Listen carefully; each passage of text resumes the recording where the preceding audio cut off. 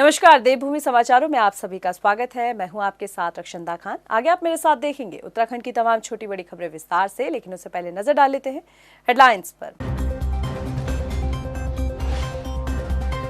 CM Dhami ने ऋषभ पंत से मिलकर जाना हालचाल, परिजनों से भी की मुलाकात, सरकार से हर संभव मदद का दिया भरोसा। अभी भी नहीं मिले ऋषभ पंत के साथ हुए हादसे से जुड़े कई सवालों के जवाब, सड़क की डिजाइन में खामी या फिर नींद के चलते हुआ हादसा, अधिकारियों के बयान भी जुदा। नए साल पर मंत्री धन सिंह रावत का बड़ा बयान, साल 2023 में 20,000 युवाओं को मिलेगी सरकारी नौकरी का तोहफा, कई योजनाओं की मिलेगी सौगात। और उत्तराखंड विधानसभा से बर्खास्त कर्मचारियों ने सांकेतिक रूप से लगाई फांसी, साल के पहले दिन भी जारी रहा प्रदर्शन, 4 जनवरी से आमरण अनशन की चेतावनी। हेडलाइन के बाद बुलेटिन में खबरें विस्तार से, और बात सबसे पहले करेंगे सीएम पुष्कर सिंह धामी की। मुख्यमंत्री पुष्कर सिंह धामी ने भारतीय क्रिकेटर ऋषभ पंत से मिलने के लिए मैक्स अस्पताल पहुंचे और इस दौरान सीएम धामी ने ऋषभ पंत का हालचाल जाना, साथ ही उनके परिजनों से भी मुलाकात की। सीएम पुष्कर सिंह धामी ने परिवार को आश्वासन दिया कि ऋषभ पंत जल्द ही ठीक होकर घर लौटेंगे। इसके साथ ही सीएम धामी ने कहा कि ऋषभ पंत ने उनकी जान बचाने वाले सभी लोगों का आभार व्यक्त किया है। साथ ही मुख्यमंत्री ने ऐलान भी किया कि क्रिकेटर ऋषभ पंत की जान बचाने वाले हरियाणा रोडवेज के चालक और परिचालक को सरकार 26 जनवरी पर सम्मानित करेगी। काफ़ी पिछले 2 दिनों में काफ़ी सुधार हुआ है और तेज़ी से सुधार हो रहा है। बाकी डॉक्टर और DCI के लोग आपस में संपर्क में हैं और अभी क्योंकि पहले की स्थिति में और अब की स्थिति में काफ़ी अंतर है, और डॉक्टरों ने जो मेरी बात हुई है उन्होंने बताया है कि 1-2 दिन में और ज़्यादा सुधार हो जाएगा। और उनकी माँ से भी बात हुई है, माताजी भी साथ में हैं। वो लोग सभी लोग अभी जो इलाज चल रहा है उस इलाज से संतुष्ट हैं और जल्दी ठीक हो जाएंगे। हम सब लोग भगवान से प्रार्थना करते हैं कि जल्दी स्वस्थ हों। भारतीय क्रिकेटर ऋषभ पंत के कार हादसे की जांच जारी है। फिलहाल ये हादसा एक मिस्ट्री बना हुआ है। इस दुर्घटना के कारण को लेकर अलग अलग बयान भी सामने आ रहे हैं, जिसकी वजह से ये हादसा एक रहस्य बन गया है। फिलहाल सवाल यही है कि यह हादसा ऋषभ पंत की झपकी लगने पर हुआ या फिर लापरवाही या फिर खराब सड़क इसकी वजह बनी। ये रिपोर्ट देखिए। ऋषभ पंत के कार हादसे की जांच जारी, मिस्ट्री बना ये हादसा, दुर्घटना को लेकर सबके बयान अलग। आखिर कैसे हुआ ये हादसा? बड़ा सवाल, लापरवाही या खामी? बीते शुक्रवार की सुबह नारसन में दिल्ली हरिद्वार हाईवे पर भारतीय क्रिकेटर ऋषभ पंत की कार दुर्घटनाग्रस्त हो गई थी। इस हादसे में क्रिकेटर ऋषभ पंत गंभीर रूप से घायल हुए थे, जिनका इलाज देहरादून के मैक्स अस्पताल में जारी है। इस घटना के बाद देश भर में इसकी चर्चा भी हो रही है। हर कोई जानना चाहता है कि आखिर ये हादसा कैसे हुआ। खुद केंद्रीय जांच टीम ने नारसन बॉर्डर पर पहुंचकर ऋषभ पंत के एक्सीडेंट के कारणों के तथ्यों की जांच की जा रही है। मगर इस हादसे का दूसरा पहलू देखा जाए तो हर कोई इस घटना को लेकर अलग अलग बयान देता नजर आ रहा है। क्रिकेटर ऋषभ पंत और डीजीपी अशोक कुमार ने बताया कि हादसा उनकी झपकी लगने से हुआ। पुलिस की गाड़ी और एम्बुलेंस पहुंचने से पहले इन्होंने ड्राइवर और कंडक्टर ने उन्होंने दूर से गाड़ी को आते देखा था, और जैसे झपकी टाइप में लहरा जाती है गाड़ी, ऐसे गाड़ी लहराई और डिवाइडर से टकराई, और फिर उसको पलटते और आग लगते हुए देखा तो ये लोग तत्काल अपना इमरजेंसी ब्रेक लगाया इन्होंने बस पर, और इमीडिएटली जो है दोनों लोगों ने आकर के, इनका कहना है कि पंत जो थे वो आधा अंदर थे गाड़ी के, आधा बाहर थे और गाड़ी चल रही थी। उन्होंने इमीडिएटली पंत को बाहर निकाला पूरा, और उनसे गाड़ी को तलाशा और उनसे भी पूछा। उन्होंने भी कहा कि जो है उन्हें झपके आ गए और अंदर में और कोई नहीं है। मगर DDCA निदेशक श्याम शर्मा का कहना है कि झपकी लगने से नहीं, बल्कि ये हादसा सड़क में एक गड्ढे से खुद की कार को बचाते वक्त ऋषभ पंत का ये एक्सीडेंट हुआ है। सर, इन सब ने कुछ बताया कि एक्सीडेंट के क्या कारण रहे, कुछ आपकी बात हुई ऐसी? देखो, रात का टाइम था, वो कहता कुछ बचा रहा था, गड्ढा सा कोई आ गया था, उसको बचा रहा था। जहां एक तरफ इस हादसे की वजह झपकी लगना बताया जा रहा है, गड्ढे से कार को बचाना बताया जा रहा है, तो वहीं हादसे के वक्त का सीसीटीवी फुटेज भी जारी किया गया, जिसमें साफ तौर पर देखा जा सकता है कि घटना से पहले कार की रफ्तार कितनी तेज थी और उसी पल ये हादसा भी हुआ।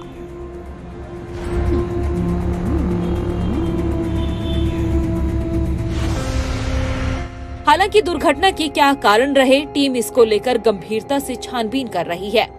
मगर डीडीसीए के निदेशक श्याम शर्मा ने जिस गड्ढे से ऋषभ पंत ने खुद की कार को बचाने के समय हादसा होना बताया है, उसी एक्सीडेंट वाली जगह पर उस गड्ढे को NAHI द्वारा रातों रात आनन फानन में भरने का काम किया गया, जिसके बाद कई सवाल भी उठ रहे हैं कि क्या विभाग अपनी खामी को छिपाने की कोशिश कर रहा है, क्योंकि हाईवे पर इस तरह के गड्ढे जानलेवा साबित हो सकते हैं, या फिर हादसे को सिर्फ एक लापरवाही का रूप दिया जा रहा है। टाइम टीवी के लिए देहरादून से ब्यूरो रिपोर्ट। हल्द्वानी पहुंचे कैबिनेट मंत्री धन सिंह रावत ने प्रदेशवासियों को नववर्ष की शुभकामना दी। इसके साथ ही धन सिंह रावत ने बड़ा बयान भी दिया। उन्होंने कहा कि साल 2023 में सरकार का लक्ष्य है कि हर बच्चे को अच्छी शिक्षा प्राप्त हो। इसके अलावा सरकार बेरोजगारों के लिए रोजगार के द्वार खोलने जा रही है, जिसके तहत पूरे प्रदेश में 20,000 युवाओं को सरकारी नौकरी दी जाएगी। इसके साथ ही साल 2023 में प्रदेशवासियों के लिए कई योजना लेकर आ रहा है। साल 2024 तक प्रदेश को टीबी मुक्त करने का लक्ष्य भी रखा जाएगा, जबकि उत्तराखंड के 25 साल पूरे होने पर ड्रग मुक्त उत्तराखंड के लिए सरकार बड़ा आयोजन करने जा रही है। हमारी सरकार की जो प्रमुख 3 बड़ी कार्य योजनाएं हैं 2023 के लिए, कि हमको हर बच्चे को जो है अच्छी से अच्छी शिक्षा देनी है। रोजगार के अवसर हम 2023 में लगभग 20,000 से ज़्यादा जो है सरकारी नौकरी निकाल रहे हैं। हर गांव को रोड कनेक्टिविटी से जोड़ रहे हैं, हर घर को पानी दे रहे हैं, घर घर नल और हर नल में जल। नए साल पर जहां आज पूरी दुनिया खुशी और उल्लास के साथ नए साल का स्वागत कर रही है, तो वहीं उत्तराखंड विधानसभा से बर्खास्त कर्मचारी सड़कों पर उतरकर आत्महत्या करने पर मजबूर हैं। विधानसभा से बर्खास्त कर्मचारियों का धरना 14वें दिन भी जारी रहा। अनिश्चितकालीन धरने पर 14वें दिन बैठे इन्होंने अनोखे अंदाज में सांकेतिक फांसी का फंदा बनाकर न्याय की गुहार लगाई। बर्खास्त कर्मचारियों ने बताया कि सोमवार को एक दिन का उपवास रखा जाएगा और 4 जनवरी को कर्मचारी व उनके परिजन आमरण अनशन पर बैठेंगे।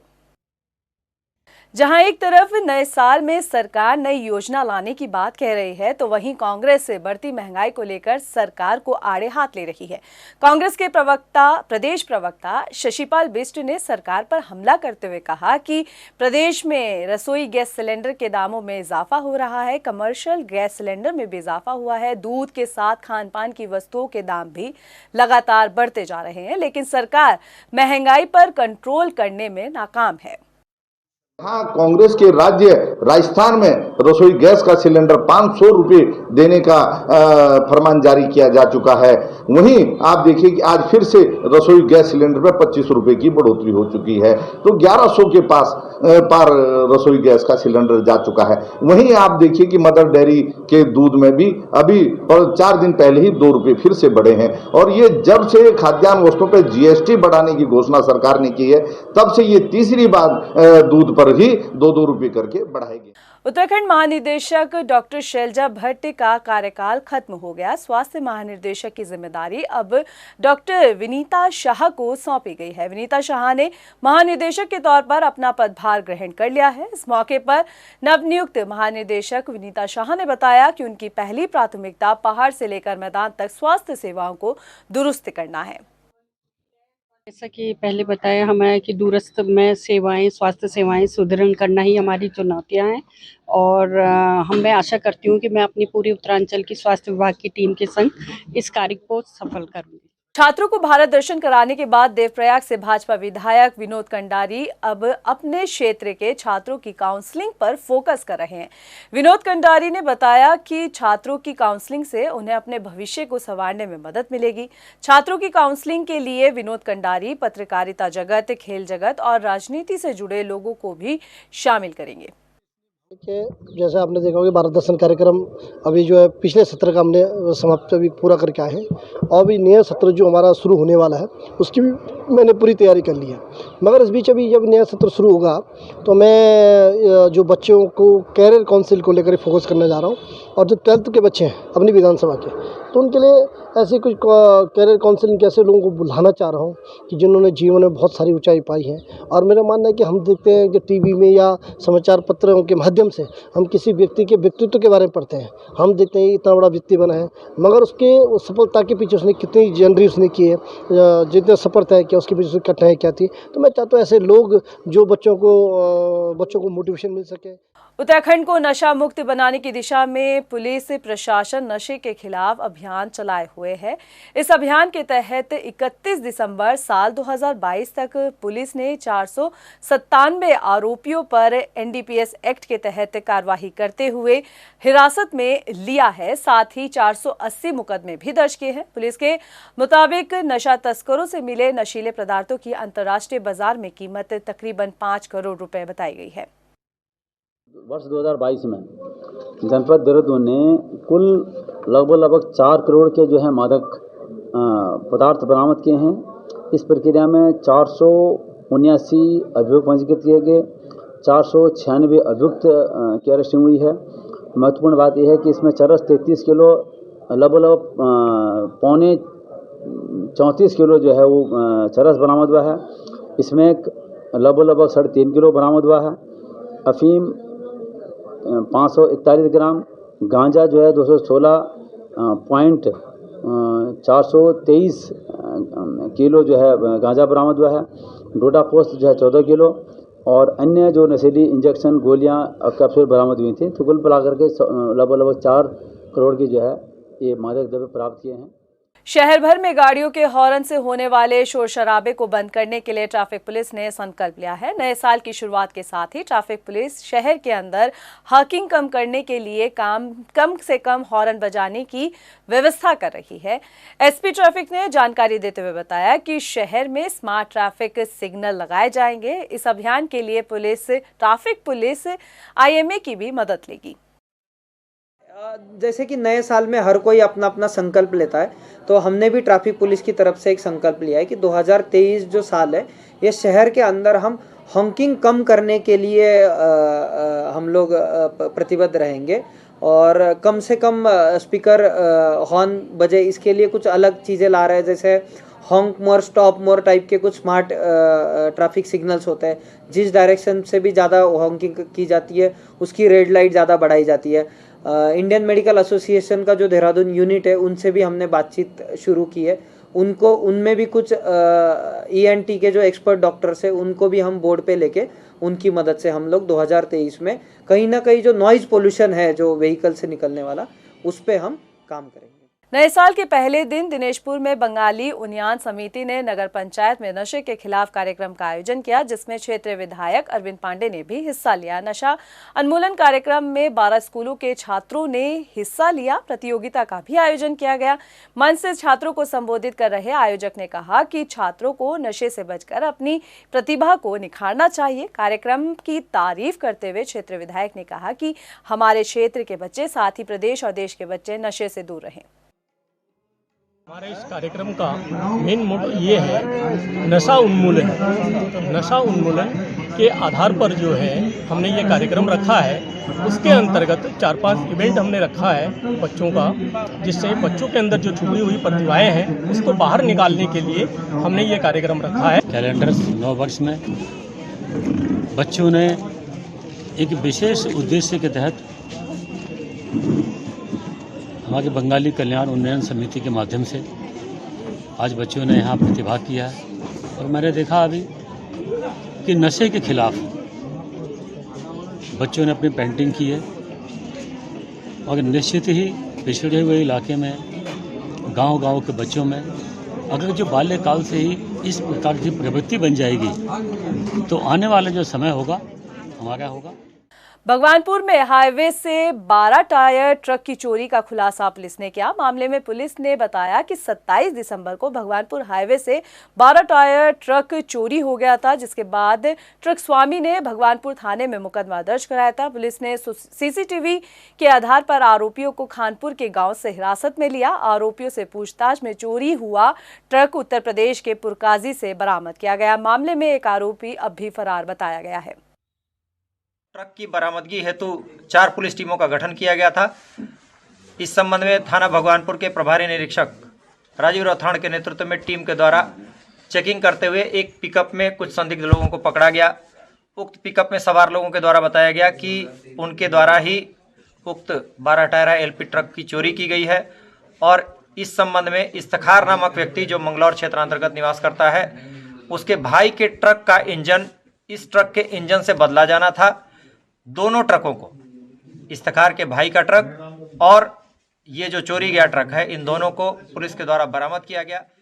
रुड़की के झबरेड़ा थाना पुलिस ने साल 2021 से फरार चल रहे 15,000 के इनामी बदमाश को गिरफ्तार किया। पुलिस ने बताया कि आरोपी पिछले 2 साल से हरिद्वार के सिटकुल इलाके में नाम बदलकर रह रहा था। आरोपी को पकड़ने के लिए एसएचओ ने संजीव जो थपरियाल हैं, उन्होंने टीम का भी गठन किया, जिसके बाद आरोपी को हिरासत में लिया गया।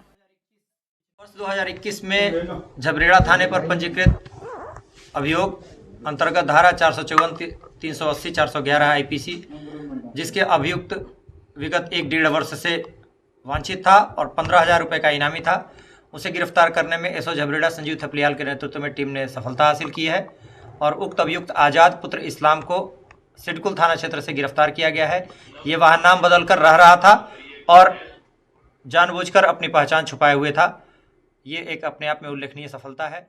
उत्तराखंड पर्यटकों के लिए फेवरेट डेस्टिनेशन बनता जा रहा है। पर्यटक हर सीजन में देवभूमि का रुख कर रहे हैं। उत्तराखंड हर उम्र के लोगों के लिए एक पसंदीदा पर्यटन स्थल के रूप में भी उभर रहा है और इसमें उत्तराखंड सरकार की कोशिशें खासा रंग लाई है, जिसे देखते हुए अब राज्य सरकार भी पर्यटन को बढ़ावा देने के लिए नया रोड मैप तैयार कर रही है। साल 2022 में पर्यटन को पार लगे हैं। इससे राज्य का विकास भी हुआ है और न सिर्फ सरकार को फायदा हुआ बल्कि कारोबारियों को भी अच्छा खासा मुनाफा हुआ है। ये रिपोर्ट देखिए। उत्तराखंड में पर्यटन की अपार संभावनाएं हैं, जिसे देखते हुए सरकार न सिर्फ समय समय पर पर्यटन क्षेत्रों को विकसित करने का काम करती है, बल्कि यहाँ की व्यवस्थाओं को भी मुकम्मल करती है ताकि ज्यादा से ज्यादा पर्यटक उत्तराखंड का रुख करे। दुनिया भर से टूरिस्ट उत्तराखंड आते हैं और अब पर्यटन को बढ़ावा देने के लिए सरकार नया रोड मैप भी तैयार कर रही है। साल 2022 पर्यटन के लिहाज से काफी अहम रहा, या फिर यूं कही कि कोरोना के 2 साल बाद सभी पाबंदियां हटा दी गई थी और इसलिए उत्तराखंड में पर्यटकों का सैलाब भी उमड़ा। 4 धाम यात्रा हो, कावड़ यात्रा या फिर हेमकुंड साहिब यात्रा, इन सभी यात्राओं में रिकॉर्ड तोड़ तीर्थ यात्रियों ने देवभूमि का रुख किया और पटरी से उतरे पर्यटन विभाग को एक बार फिर ऊंचाइयों के बढ़ लगे। और इसी दिशा में आगे बढ़ते हुए अब सरकार उत्तराखंड में टूरिज्म के नए नए आयाम स्थापित करने जा रही है, जिसमें केदारनाथ और हेमकुंड साहिब में रोपवे, इको टूरिज्म को बढ़ावा देना, प्रदेश में बिछे सड़कों के जाल और सुरंग निर्माण से यात्रा को आसान बनाना, टिहरी झील को और अधिक आकर्षित बनाने की दिशा में सरकार आगे बढ़ रही है। 4 धाम यात्रा को आसान बनाने के लिए सरकार केदारनाथ और हेमकुंड साहिब में रोपवे बनाने जा रही है। 21 अक्टूबर 2022 को प्रधानमंत्री नरेंद्र मोदी ने केदारनाथ में 9.7 किलोमीटर लंबे रोपवे और गोविंद घाट से हेमकुंड साहिब तक के लिए 12.4 किलोमीटर लंबे रोपवे का शिलान्यास किया था। इन दोनों रोपवे के निर्माण में लगभग 2,430 करोड़ रुपए की राशि खर्च होगी। रोपवे बनने से जहां एक तरफ तीर्थ यात्रियों को सुविधा मिलेगी तो वहीं समय की भी बचत होगी। इसके साथ ही 285 करोड़ की लागत से देहरादून मसूरी रोपवे का भी निर्माण होगा। 167 करोड़ की लागत से खरसाली से यमुनोत्री रोपवे का निर्माण किया जाएगा। टिहरी झील पर्यटन विकास योजना के लिए 1210 करोड़ रुपए की स्वीकृति दी गई है। इस योजना के तहत झील के आसपास के क्षेत्रों में पर्यटकों की सुविधाओं के लिए कार्य किए जाएंगे। प्रदेश सरकार लगातार पर्यटन को बढ़ावा दे रही है। पर्यटक स्थलों को विकसित करने के साथ साथ राज्य सरकार टूरिस्ट के लिए सुविधाएं भी दे रही है। जहां एक तरफ राज्य में बिछे सड़कों के जाल से पर्यटकों का सफर आरामदायक हुआ है, तो वहीं रहने खाने पीने की व्यवस्थाएं भी दुरुस्त हुई है। और इन्हीं चीजों को देखते हुए पर्यटक अब उत्तराखंड की तरफ आकर्षित हो रहे हैं। टाइम टीवी के लिए देहरादून से ब्यूरो रिपोर्ट। उत्तराखंड के सियासी मायनों में साल 2022 काफी अहम रहा। सत्ताधारी बीजेपी ने न सिर्फ ऐतिहासिक जीत हासिल की बल्कि 22 साल के राजनीतिक मिथक को भी तोड़ा है।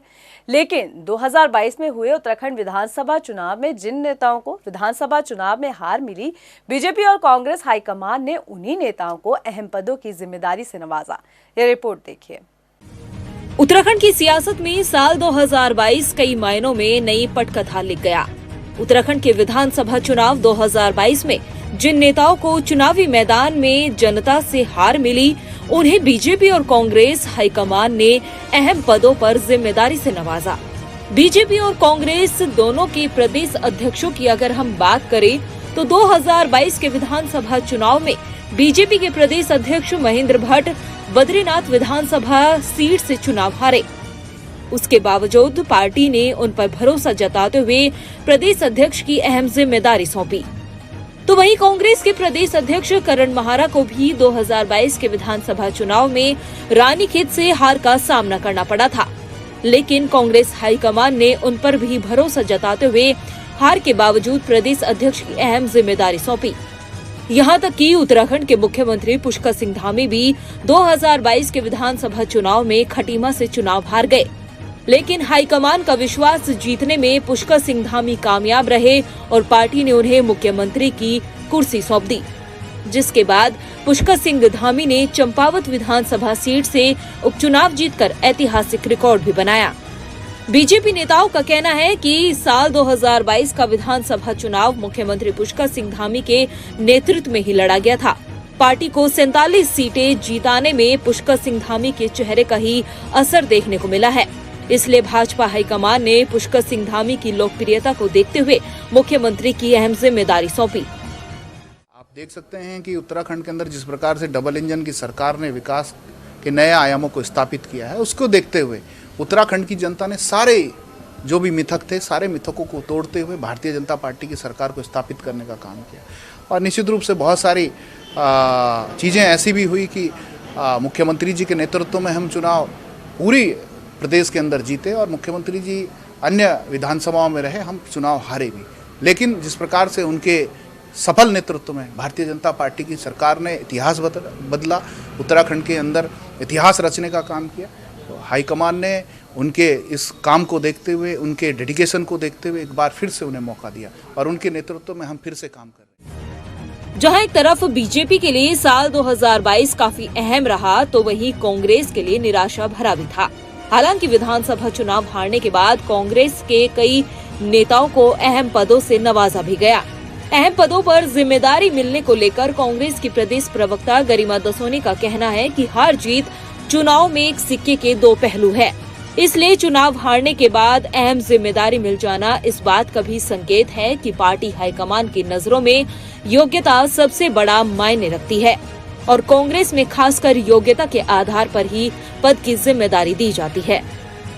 हार और जीत जो है सिक्के के दो पहलू की तरह हैं।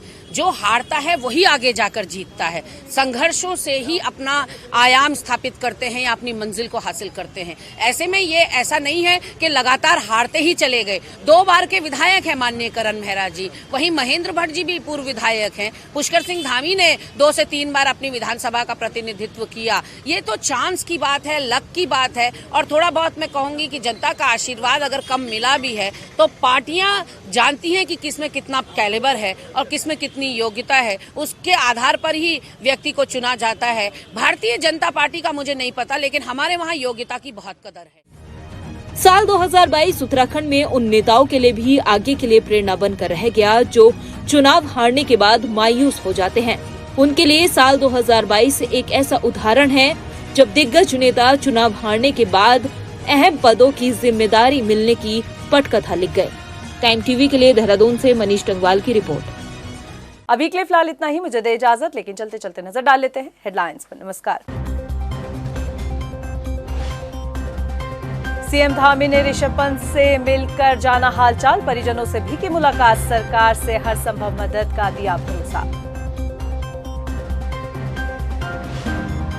अभी भी नहीं मिले ऋषभ पंत के साथ हुए हादसे से जुड़े कई सवालों के जवाब, सड़क की डिजाइन में खामी या फिर नींद के चलते हुआ हादसा, अधिकारियों के बयान भी जुदा।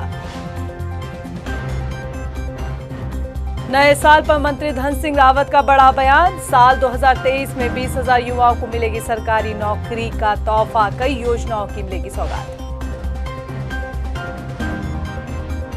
और उत्तराखंड विधानसभा से बर्खास्त कर्मचारियों ने सांकेतिक रूप से लगाई फांसी, साल के पहले दिन भी जारी रहा प्रदर्शन, 4 जनवरी से आमरण अनशन की चेतावनी।